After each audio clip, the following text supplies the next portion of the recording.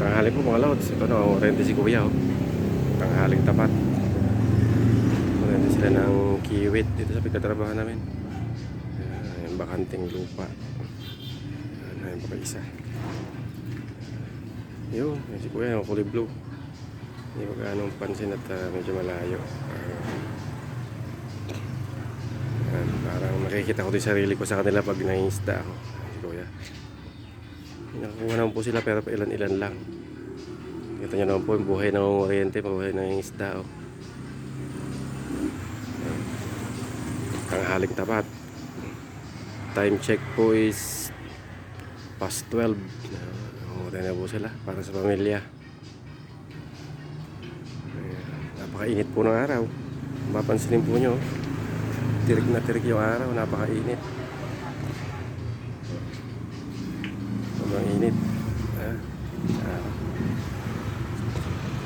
Kaya ang buhay ng mga isda din ay napakahirap. Napakasukal po oh. Tapos hanggang hita po yung tubig ng lalim sa sukal. Tapos ang kukunin mo lang bibihira.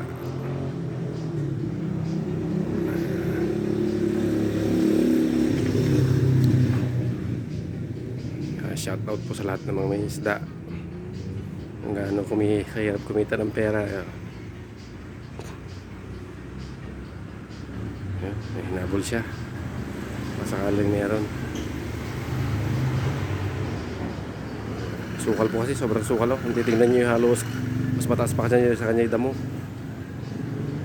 Ayan, oh.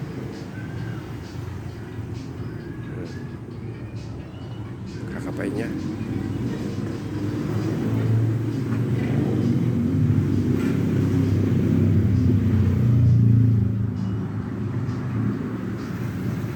Tapos ganyan din po tayo pag nangingisda tayo. Hindi niya nadali, may dalag daw pong malaki.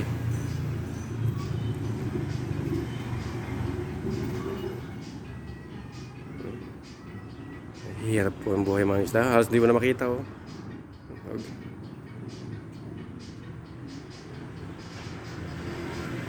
Ang titignan po nyo. Hindi siya makita si kuya. Wala, hindi niya nadali. Doon na po isang kasama niya sa gabi doon.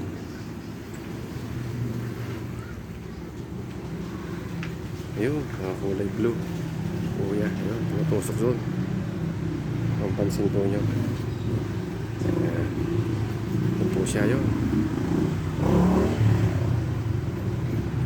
Ayun o, sukal doon ha. Daanan po ng kalsada lang pinamamorientehan nila. Ayan. Ayan. Gusto mong dito sa trabaho namin. Ayan, tumusok siya doon. Ito naman si kuya.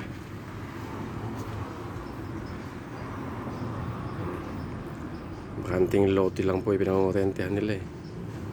Ayan, tingnan nyo.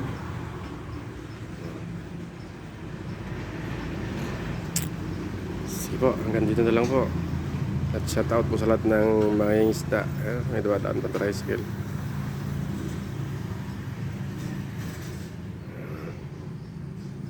Sa mga mapagpalang araw po sa inyong lahat.